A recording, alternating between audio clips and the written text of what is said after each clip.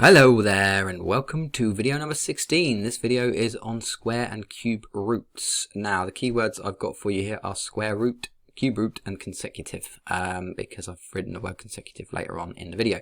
Now square root is a number that is difficult to understand. It's the opposite of squaring.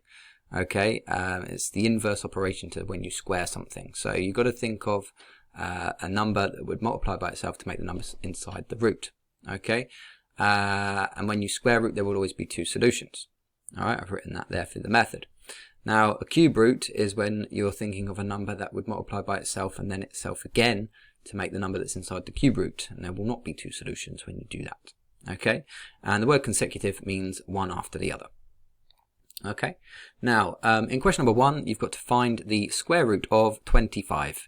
Now, to do this, you have to know your square number sequence, okay? And remember that there will always be two solutions, and I'll talk about what that means really in a second. So, you are going to think about 1 times 1 is 1, 2 times 2 is 4, 3 times 3 is 9, 4 times 4 is 16, and 5 times 5 is 25. So therefore, the solution is 5, okay, and, all right, or, you could write or if you wanted, it's going to be minus 5 as well, because remember, if you've watched one of my other videos, my negative number multiplying video, you will remember that when you have got two negatives and you multiply them together, it becomes positive. Okay, so we get minus 5 multiplied by minus 5 would equal positive 25, and therefore we could say that the square root of 25 could also be negative 5. Okay, and this comes in very useful later on in the world of quadratics and understanding quadratics and the graphs and everything like that. So always remember this, and you're doing really well.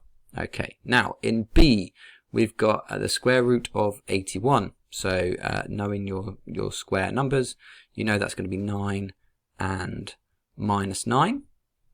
Again, two solutions. And then 1 to 1 is 11 and minus 11. Okay. Learn your square number sequence and you'll be fine with those sorts of questions. In number 2, we've got cube roots. So this little 3 here next to this symbol of a root, and you might see this root go all the way over the top like that. You probably will see that most of the time. Okay, like that.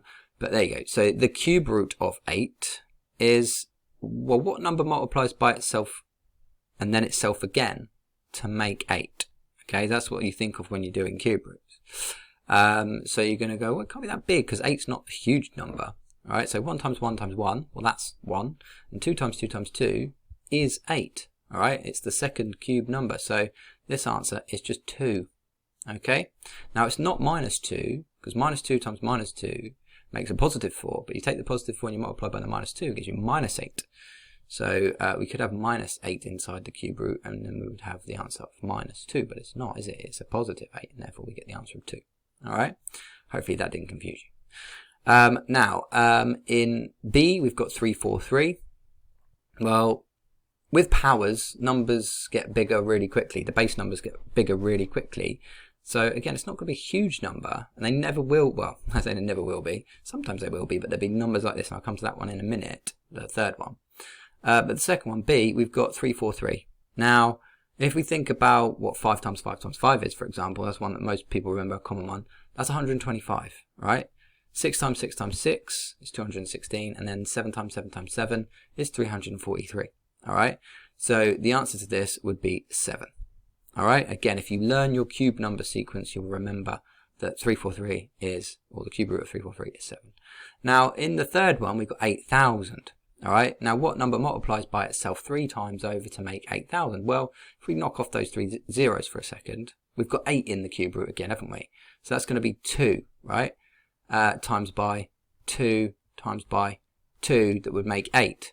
Well, how can we make 8,000? Well, we need 3 more zeros, and if each one of those numbers has got a 0 on, we get those 3 zeros, don't we? So 20 times 20 times 20. So the answer must therefore be 20. Okay, I think that's the nicest way to describe that question. Now, in question 3, again, we've got a more involved, thinky question to do. And it's kind of estimating what these roots are worth. Okay, so it's asking us to think of two consecutive integers that lie between the square root of 6. Now, you might have to do some more things with those numbers, like add the two consecutive integers that lie between this or something like that. But I'm just asking you to find what the two consecutive integers are, the two numbers that are next to each other in the number sequence. So the square root of 6 is something we don't know. We don't know what that is. That is something we'd refer to as a surd. Again, you don't need to know that, but that's what it is. It's an irrational number. But this is something we need to use our knowledge of the square roots, the square numbers sequence again. So if we were going to have the square root of 4, right, we know that's 2. And if we were going to have the square root of 9, well, we know that's 3. Okay, that would equal 2, and that would equal 3, right? So the square root of 6 is between that, isn't it? So it's somewhere between these. All right, and it's kind of about halfway between them. So we could say it's about 2.5, couldn't we, if we were having to estimate it? But we just want the two consecutive integers that it lies between. And it lies between 2 and 3. So we write down that as our answer. Okay. Now in B, we've got the root of 130.